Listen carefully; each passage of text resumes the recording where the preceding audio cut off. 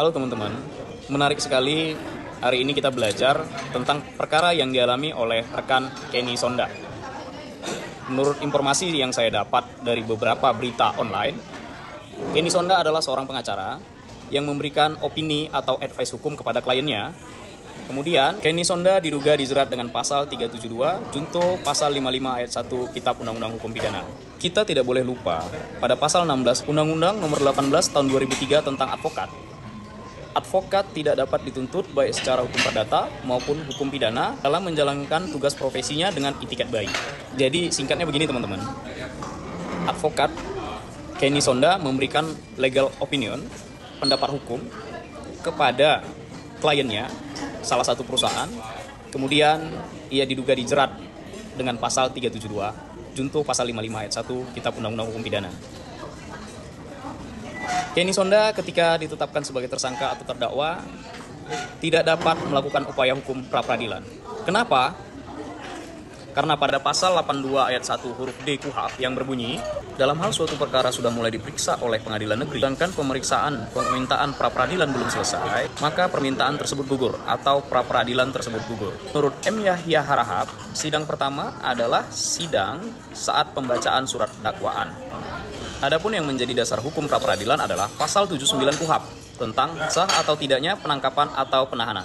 Sedangkan pada pokok perkara Kenny Sonda sudah dimulai pemeriksaannya oleh pengadilan negeri. Karena perkara tersebut sudah dimulai pemeriksaannya, maka Kenny Sonda tidak dapat melakukan upaya hukum pra-peradilan. Kalau boleh kita memberikan saran kepada pembentuk undang-undang, alangkah lebih baiknya diberikan kesempatan sampai putusan pra-peradilan, barulah dilanjutkan pemeriksaan perkara, sehingga hak-hak hukum tersangka dapat ia perjuangkan. Karena persidangan pra-peradilan itu tidak selama sidang perkara yang lain. Ya, sidang pra-peradilan agenda sidangnya setiap hari kecuali hari libur. Ya. Oleh karena itu sudah tentu lebih dahulu sidang pra-peradilan putus baru sidang pemeriksaan pokok perkara.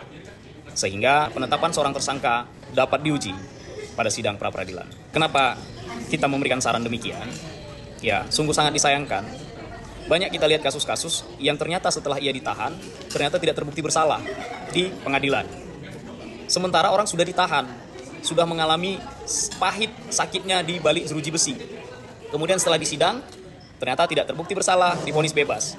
Tapi kan dia sudah mengalami pahit getirnya bagaimana kehidupan di penjara ini. Dan sering sekali terjadi, seakan-akan atau seolah-olah penasehat hukum tersangka seolah-olah kejar-kejaran dengan P21 atau kejar-kejaran dengan pemeriksaan pokok perkara. Contohnya begini, ketika penasihat hukum ataupun pengacara tersangka mengajukan upaya hukum pra-peradilan terhadap penahanan, kemudian begitu berkas di P21 oleh jaksa atau mulai disidangkan, maka pra-peradilan tersebut gugur. Padahal sebelum diajukan pra-peradilan, perkara tersebut belum juga P21. Nah, ini sering kita alami di lapangan, teman-teman. Saya turut prihatin kepada rekan Kenny Sonda karena ia adalah seorang advokat yang memberikan pendapat hukum atau legal opinion tapi ditetapkan sebagai tersangka. Demikian pendapat hukum saya. Salam advokat muda.